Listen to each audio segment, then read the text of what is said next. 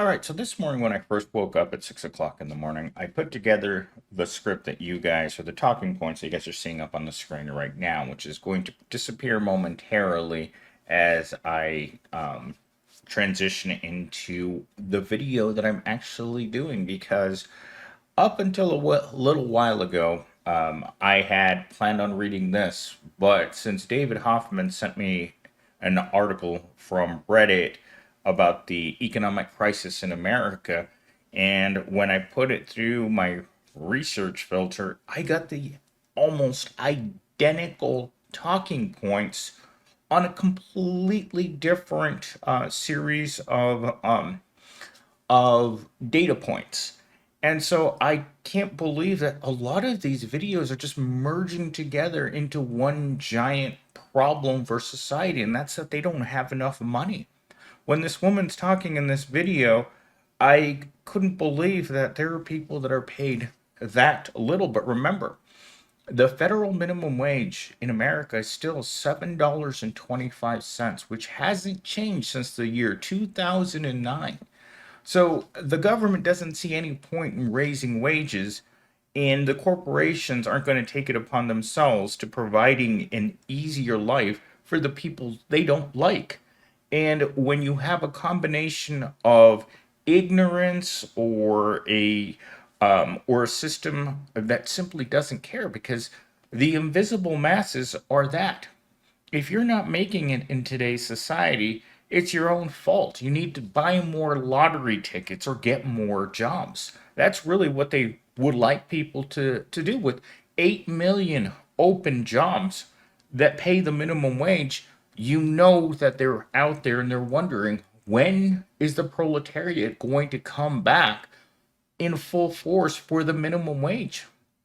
And the reality is, the way that things are, those jobs will never be able to be filled ever again, because they're not even starvation wages. There's something below it. The minimum wage is something that isn't even suitable for a high school kid anymore. And that's why they won't take those jobs. Because they look at those jobs, not only are they dead end jobs, they're jobs without careers, they're jobs that they would only take in the most dire situation, because they all qualify as bad jobs. And when you, as a young person, don't see the need to sacrifice yourself for your non-existent family, you're not going to put yourself into a situation where you're flipping burgers for the minimum wage. Now, if they raise that minimum wage to $5 above the minimum wage, like In-N-Out Burger has, then you're more competitive. But at that point, you're you don't have any skills to do anything else. And that's kind of something that I really wanted to touch on this week. And what do you do when you don't have any special skills? You finish college, you don't have any experience, you have a college resume that doesn't show that you know how to do anything, and you're out here looking for work with people who have senior level experience and degrees in the actual field that they want to work in, and they're still struggling to find work. And with that said, that is the introductory monologue. Let's get into our 5 talking points for today. So, the cost of living versus wage stagnation. This feels exactly like a video that I did last week, but let's roll with this. Outpaced wage growth, making it increasingly difficult for the average person to achieve financial stability and upward mobility. So, when it comes to what an employer is willing to pay you, they're going to do what HR does. They know what market value is for your position, but to test the waters of desperation, they may cut that amount by 10 to 15%. And then, of course, you have to stay in the job for so many years to finally get up to what you should be getting paid, and you never catch up.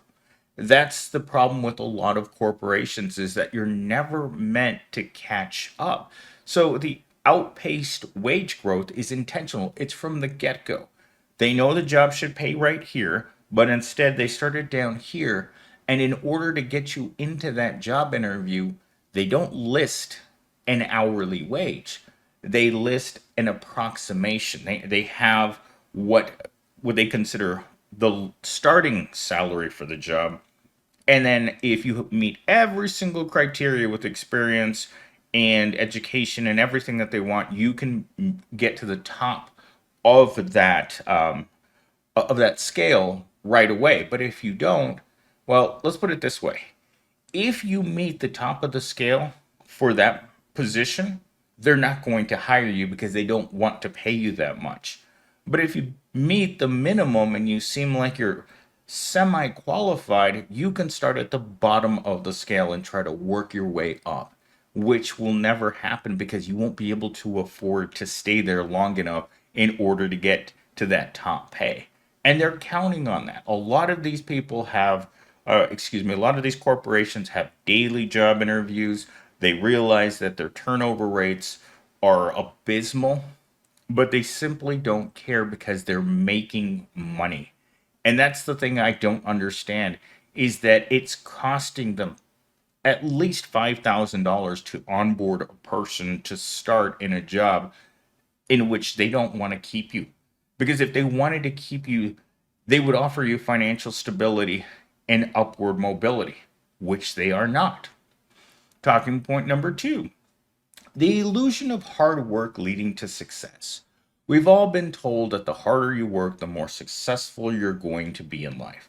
And let me tell you this: when I was a teenager, one of my first supervisors in the technology field said this to me: Millennial Steam, if you think that working hard is going to get you anywhere, you're working for the wrong company. And at the time, I thought that this guy was, a psycho. This guy was some sort of nutcase. But as I got older and older, I realized that through all my minimum wage jobs up until now, that it was very true. It didn't matter how hard you worked. It only mattered as to you showing up and doing the minimal amount to keep your job. They never intend to paying you for your hard work with actual cash. You know what they pay hard work with? More work. That's what I've seen at every single place. The people that show that they are willing to do more get more. Compensation wise, it's never there. So there's no point in coming to work and stressing yourself out about a job that doesn't like you. And it comes down to the same people that they hire, the people, the hiring managers, the general manager, your supervisor, they all have the same mentality. It's self-preservation. They want to keep costs low so profits stay high. And the way to keep to keep revenue high is to make certain that the compensation for the average worker stays extremely low, enough to hold on to them, to extract labor from them, to make it so that they continually run Evil Corp with record profits every single year. And that's a difficult thing to do without smashing most of the proletariat into pieces, because it's hard to keep people motivated when there's nothing for them there in that job. So I'm not certain what to say other than it's a cruel and evil trap. So let's see, where was I? I was where was I lost my track, my place in the script here. So all right, so I'm moving on to talking point number three: the trap of consumerism and debt, leading to debt accumulation and financial stress which keeps them trapped in the cycle of the rat race. So if you're like me and you got a halfway decent job a few years ago, you started getting credit cards, right? Right now, I'm about $20,000 in debt in credit cards. And none of that stuff is stuff that I should have put on a credit card. Most of it is just groceries and bills: phone bill, gas bill, electric bill.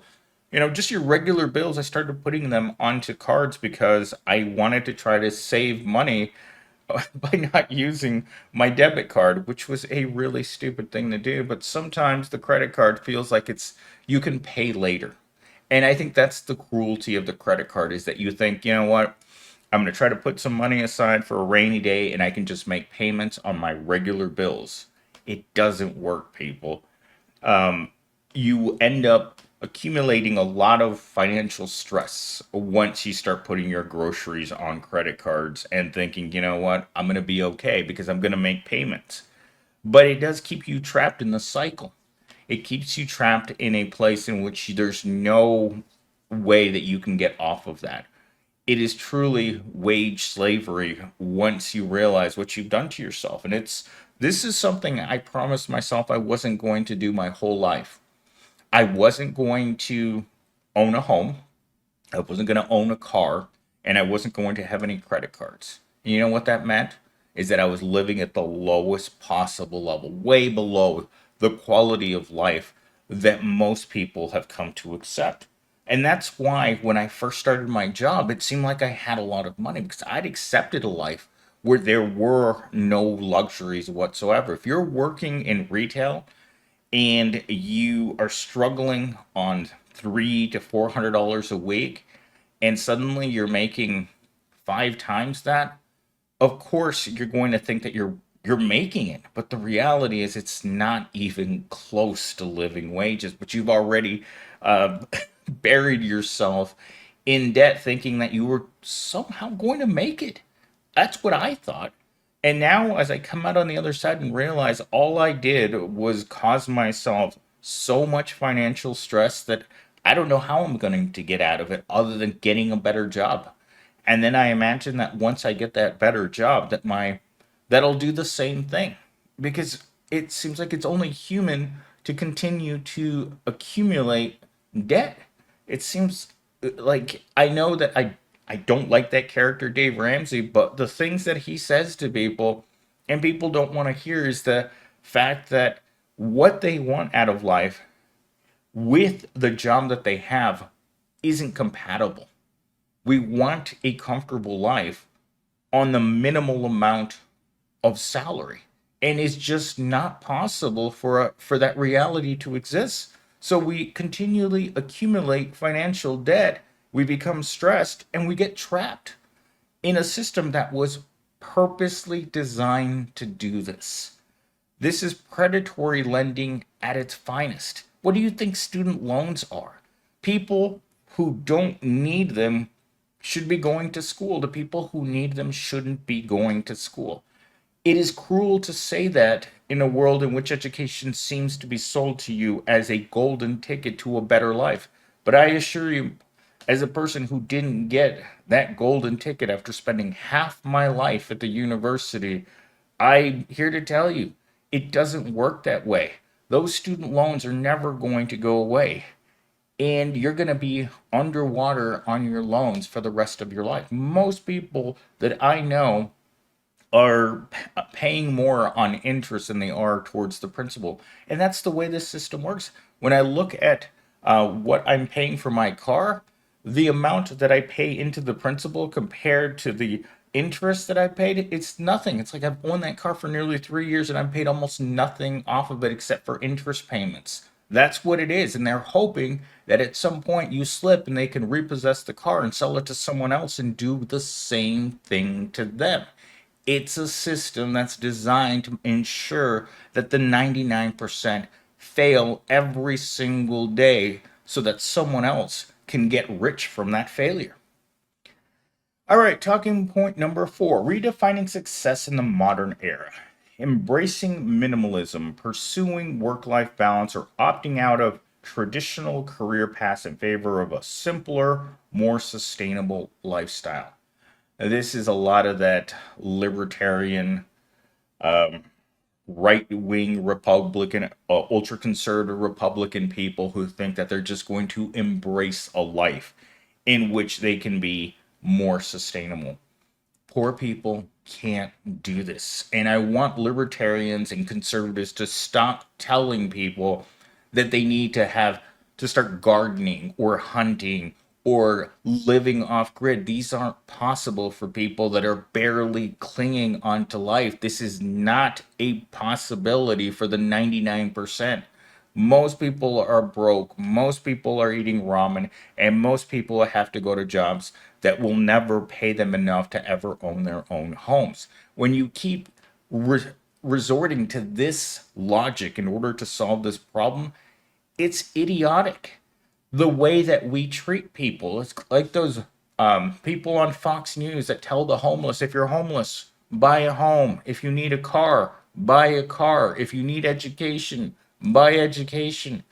But the reality is, with what money? We wouldn't have homeless people if everyone had the money for a house. And just like no one can really embrace a minimalistic lifestyle with the types of resources that they have. They just can't.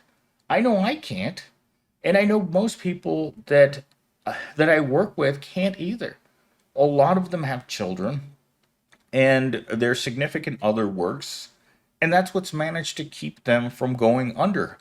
Being the head of a household right now and having, let's say, 5 to 10 kids, and you're the only person working and you're working at Walmart, do you think that's ever going to be sustainable? No. One of the topics that they had in on this same page that I was looking at is that more people are going child free just because they can't afford it. I'm not in a situation that my mom was in when I was a little kid. I couldn't afford to have 5 children right now. There's no way that I could even support one other person. I couldn't support one significant other on my income right now. And that's and to believe that we don't need family wages in our society is, again, you're living in a fantasy world. We're living in a dystopian world right now where even one person making as much money as I make is still not financially stress free. And to bring other people into your life right now would be cruel to them. It would stress you out of your mind. You would take all of the desperation jobs if you knew your children weren't going to eat. That's the ultimate way of squeezing the proletariat to work more. When you think about your kids not having enough food to eat, it puts you in that such stressful mindset that you will do just about anything. 8 million open minimum wage jobs, here you come, proletariat, because you got to feed the kids. When you don't have kids, when you decide, I'm going to put that in air quotes, that you're not going to have children based on the fact that you can't afford them, it's a very big decision to make. And people ask me all that time, am I against kids? No. I'm against a society, a world, a system in which you're not allowed to have that based on what you make, on current salaries, which are not family wages. They aren't even single person wages. Starvation wages aren't feeding the individual. So when you look at women that don't want to marry Johnny Sixpack because he's working at McDonald's and then Circle K at night and he's still living at home, it's not appealing. And men know that. And when once you lose the motivation to try because you're not going to get any pink taco on the weekend or anymore, you're going to stay single for life like I have, based on your financial instabilities and no future for bettering yourself within this system. So, my final talking point is the shrinking middle class and economic inequality. This trend undermines the traditional American dream where a stable middle class life was once attainable for many. Once attainable for many is the 1950s, 60s, maybe even into the 70s. When I was watching that series on Netflix, Stranger Things, uh, Winona Ryder's character working at Radio Shack and being able to afford her own home, a car, and supporting 2 children, that to me was the most fascinating part of that entire series. Is that in the 1980s, people could still be single moms and support children. And I know this for a fact because guess what? My mom was a single mom with a bunch of kids, and somehow she managed to make it. But in today's society, I have no idea how single women are making it with multiple children. Like, I look at the women at my work who can't even come to work because they have no childcare. Childcare isn't affordable to the proletariat. In fact, I've had more women tell me that they would need to get a second job just to be able to afford childcare. In fact, this morning I was talking to Melissa, and she told me that she had to have her mother move in to provide childcare because she has to be at work all day and she can't afford to pay for a nanny or a babysitter for 8 hours while she's at work. So she had her mother move in. But again, for the proletariat, for a lot of low income people, moving your mother into the house isn't a viable solution because either you don't have the space, you don't get along with your parents, or they don't like children. I've actually heard that before, where people don't want to watch other people's children because they don't like children. And when you're going to run into that problem, childcare, that's another big issue in this country. Childcare for small kids until they get into kindergarten should be free. And I know a lot of people hate the word free, but there are a lot of things out there that poor people can't afford. And childcare is definitely high on that list, along with food, transportation, housing, everything else that goes onto that list puts ordinary life out of the reach of people working the low level positions in our world. So the American dream, in my opinion, it's been gone for me since the day I was born. I knew that I wasn't going to amount to anything. I mean, if it took me this long just to be in a position where I can move into my car if I lose my job, that's the housing stability that I have right now. That I picked a car purposely that I could sleep in the back of just in case something happened. If I couldn't transition to a better job or they cut my wages or my hours, if something like that were to happen, I'd have to live in my car. That's the plan. And for many of us, if it was a few years ago and I lost my job, guess where I'd end up on? I'd end up on the street just like I have many times before. It's just what happens to poor people. So, in toxic positivity today, what can we say? Not having money sucks. And the fact that most of us are going to go through our entire lives being financially uncomfortable is a reality that we have to face because nothing is going to change because it doesn't benefit rich people in any way. When there's a problem in society that doesn't benefit the elite class of people, it's not a real problem. It's a problem for those people who have that problem. But for the people who have money, do you think it's hard for them to buy another home? When you're talking to a person that's completely out of touch, that doesn't know how many homes they own because they move around so much. People who go on vacation all over the world and then don't understand why a 3-day weekend is such a big deal to the working class, to the proletariat, to Susie Rottencrotch out behind the Taco Bell right now when it's 105 degrees. In fact, I just ran into her at the Kroger's while I was putting my groceries in the back of my car. And I thought to myself, you know what? No one cares about the problems of Susie. No one cares that Johnny Sixpack has lost all motivation to go to work because Susie doesn't think he's good enough. And you have this sadistic mindset against people who are working every day and just not being paid anything.